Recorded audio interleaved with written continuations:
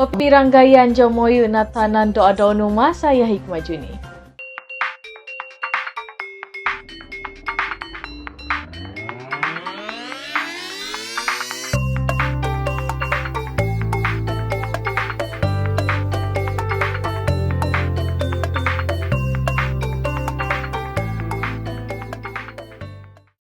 Perdana Menteri mengumumkan pakej bantuan permai bernilai 15 bilion ringgit. Kerajaan melancarkan pakej bantuan perlindungan ekonomi dan rakyat Malaysia permai bernilai 15 bilion ringgit. Perdana Menteri Tan Sri Muhyiddin Yassin berkata pakej bantuan permai ini menambah baik inisiatif sedia ada yang masih berterusan dan mempercepatkan pelaksanaan inisiatif yang berkaitan. Tegasnya, kerajaan tidak akan berkompromi dalam memastikan kesejahteraan rakyat, kelangsungan perniagaan dan ketahanan ekonomi. Sebanyak 22 inisiatif akan dilaksanakan di bawah permai yang berteraskan kepada 3 matlamat utama iaitu memerangi wabak COVID-19, memelihara kebajikan rakyat dan menyokong kelangsungan perniagaan. Kerajaan telah berkali-kali membuktikan bahawa kita tidak akan berkompromi di dalam memastikan kesejahteraan rakyat, kelangsungan perniagaan dan ketahanan ekonomi kita. Maka sukacitalah saya ingin umumkan pada hari ini sebuah lagi pakej bantuan perlindungan ekonomi dan rakyat Malaysia atau secara ringkasnya PERMAI, PERMAI, PERMAI yang bernilai sebanyak 15 bilion ringgit. Secara amnya, pakej bantuan permai ini menambah baik inisiatif sedia ada yang masih berterusan dan juga mempercepatkan pelaksanaan inisiatif yang berkaitan. Sebanyak 22 inisiatif akan dilaksanakan di bawah permai yang berteraskan kepada 3 matlamat utama, iaitu pertama, memerangi wabak COVID-19, kedua, memelihara kebajikan rakyat dan ketiga, menyokong kelangsungan perniagaan. Antara 22 inisiatif di bawah permai berteraskan 3 matlamat utama itu ialah 3 perjanjian dengan syarikat pengeluar vaksin ditandatangani.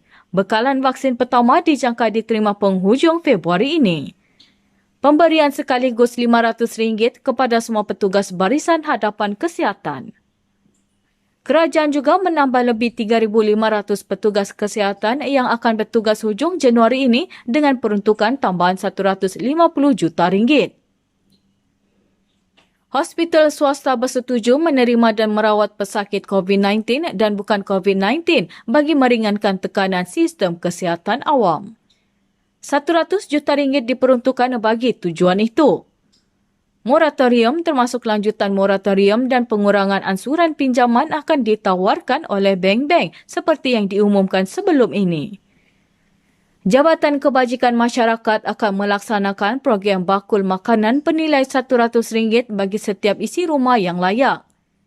Pelepasan cukai khas sehingga RM2,500 bagi pembelian telefon bimbit, komputer dan tablet dilanjutkan sehingga 31 Disember 2021. Bayaran fasa terakhir BPN 2.0 akan dipercepatkan iaitu mulai 21 Januari ini. Pemberian percuma data 1 gigabit kepada orang ramai termasuk bagi tujuan pendidikan mulai awal bulan ini hingga April. Bagi PT-PTN, mereka yang terjejas boleh memohon moratorium bayaran balik pinjaman selama 3 bulan sehingga 31 Mac. Program subsidi upah 3.0 di bawah Perkeso akan ditambah baik. Semua majikan yang beroperasi semasa PKP layak untuk memohon tanpa mengambil kira sektor.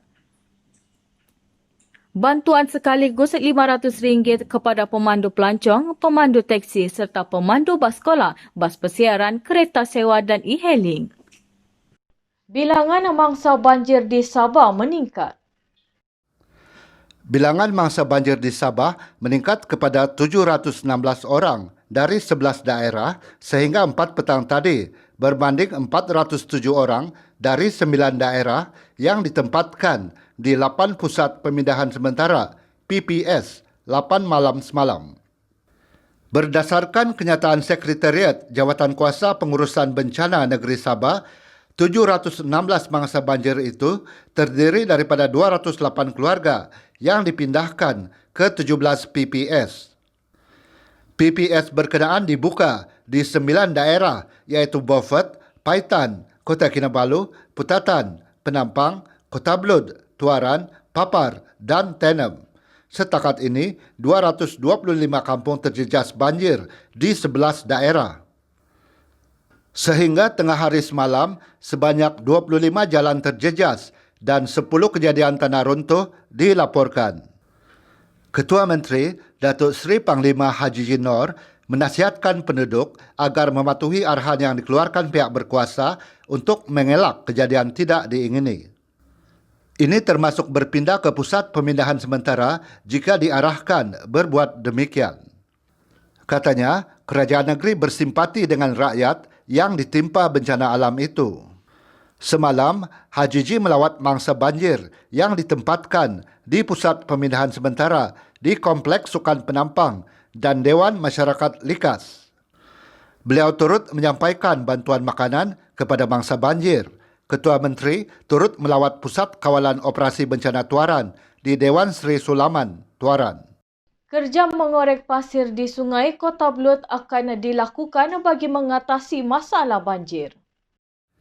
Kerajaan negeri akan melantik kontraktor tempatan yang berwibawa bagi melaksanakan kerja-kerja pengorekan pasir bagi mendalamkan sungai di daerah Kota Blud, terutama di Kuala Abai.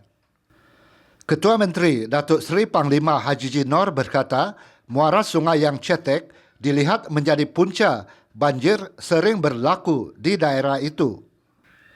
Oleh itu, kerajaan akan memberi kontrak pengorekan pasir ini kepada kontraktor tempatan yang berwibawa dan berkebolehan. Pelaksanaan ini boleh dilakukan melalui usaha sama dengan syarikat berkaitan kerajaan GLC negeri. Ketua Menteri berkata demikian kepada pemberita selepas melawat mangsa banjir di Pusat Pemindahan Sementara PPS Dewan Tun Said hari ini. Katanya, pengorekan pasir bagi mendalamkan sungai, terutama di Kuala Abai, dilihat mampu membantu menyelesaikan masalah banjir di Kota Blud. Dalam kunjungan ke daerah Kota Blud siang tadi, Ketua Menteri turut diberi taklimat mengenai perkembangan banjir di daerah itu sejak 16 Januari lalu.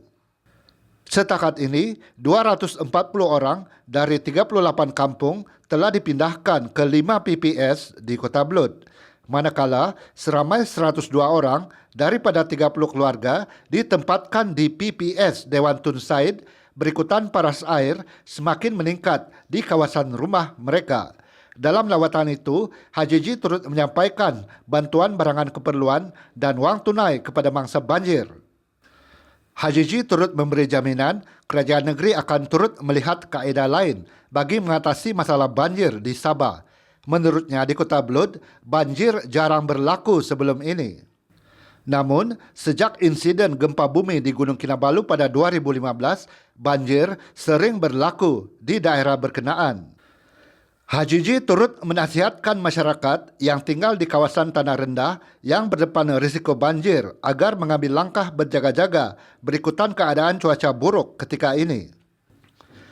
Turut serta dalam lawatan itu adalah Menteri Pembangunan Masyarakat dan Kesejahteraan Rakyat Syahelmi Yahya, Setiausaha Kerajaan Negeri Datuk Seri Safar Untung serta 3 ahli Dewan Undangan Negeri adun di Kota Blud iaitu Datuk Seri Saleh Tun Said Usukan, Fairuz Rendan Pintasan dan Muhammad Arshad Bistari Tempasuk.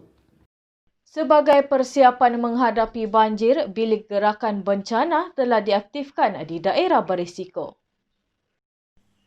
Bilik Gerakan Jawatankuasa Bencana Banjir di Pejabat Daerah Kecil Tamparuli telah diaktifkan sebagai persiapan bagi memindahkan penduduk sekiranya paras air semakin naik. Menteri Pembangunan Luar Bandar Dato' Jahid Jahim berkata beliau telah meminta Pejabat Daerah Kecil Tamparuli, Unit Pemimpin Pembangunan Masyarakat UPPM Tamparuli dan Pejabat Adun Tamparuli untuk bersiap sedia bagi menghadapi sebarang kemungkinan banjir. Ini bagi membolehkan penyaluran bantuan dan pemindahan mangsa-mangsa banjir dilakukan dengan baik. Jahid berkata demikian selepas majlis penyampaian sumbangan kremosban dan roti kepada penduduk di kuarantin akibat COVID-19 di Pejabat Daerah Kecil Tamparuli semalam. Dalam majlis itu, sebanyak 7,000 kremosban dan 1,000 roti keras manis diserahkan kepada 500 penduduk dari 9 kampung terlibat.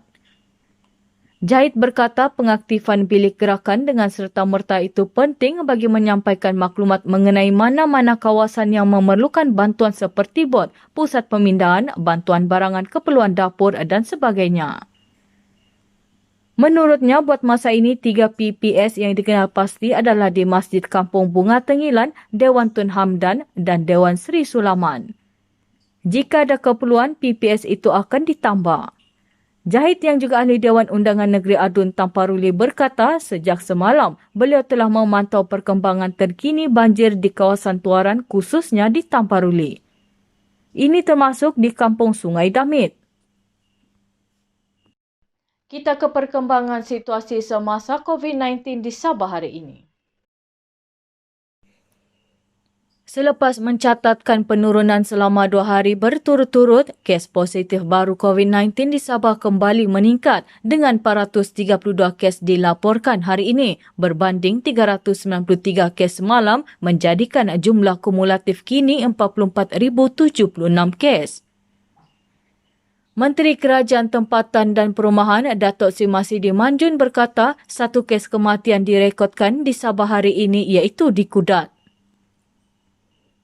1 kluster baru dilaporkan di Sabah hari ini iaitu kluster Jalan Bukit Bendera dengan kumulatif 18 kes positif setakat ini.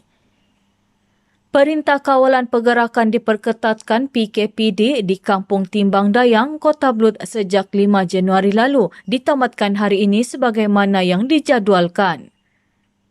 438 pesakit telah sembuh hari ini manakala 2,906 pesakit sedang menjalani rawatan. 318,889 bakul makanan telah diagihkan setakat ini. Masidi berkata pelajar yang ingin kembali ke asrama digalakkan menjalani saringan COVID-19 bagi membendung kemungkinan penularan jangkitan virus itu di asrama sekolah. Menurutnya, setakat ini Jabatan Pendidikan Negeri Sabah tidak ada menerima laporan guru yang pulang ke Sabah dikesan positif COVID-19 di pintu-pintu masuk utama di negeri Sabah. Semua pelajar yang menduduki peperiksaan masuk asrama adalah digalakkan menjalani ujian COVID-19 bersesuaian dengan inisiatif yang diambil oleh KKM. Sehubungan dengan itu, Jabatan Kesihatan Negeri Sabah telah mengarahkan semua pejabat kesihatan kawasan dan pejabat kesihatan daerah dengan bantuan pejabat pendidikan daerah untuk menjalankan ujian saringan COVID ke atas pelajar-pelajar asrama bagi membendung kemungkinan penularan jangkitan COVID berlaku di asrama-asrama sekolah.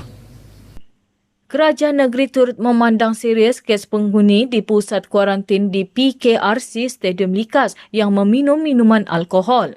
Katanya tindakan tegas akan diambil jika didapati kaki tangan Jabatan Kesihatan Sabah turut terlibat.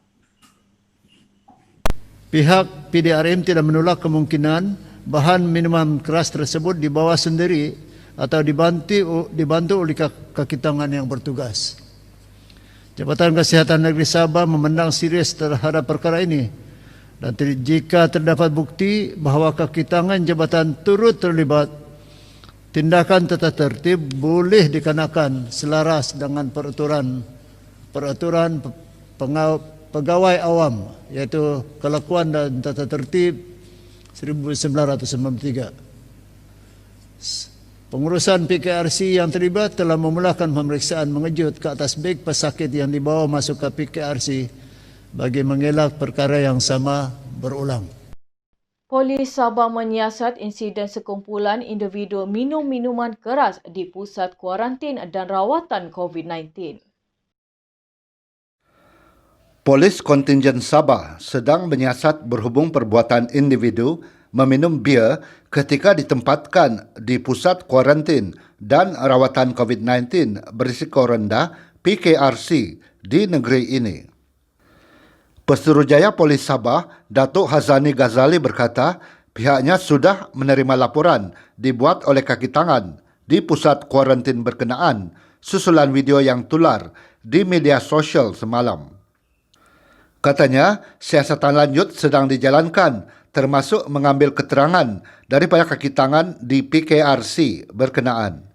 Polis akan menyiasat jika ada petugas barisan hadapan yang turut terlibat membantu membawa masuk bir ke PKRC.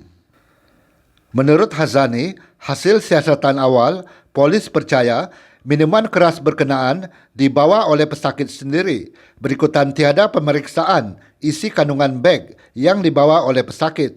Namun, polis juga tidak menolak kemungkinan terdapat kaki tangan bertugas yang membantu membawa masuk minuman itu. Baru-baru ini, tular rakaman video berdurasi 12 saat memaparkan 6 lelaki dan 2 wanita minum bir di pusat berkenaan. Ia menimbulkan pelbagai reaksi dalam kalangan warganet yang mempersoalkan bagaimana minuman keras boleh dibawa masuk selain menyifatkan kejadian itu tidak wajar dilakukan di PKRC. Palat-palat kopi nama toko kagu.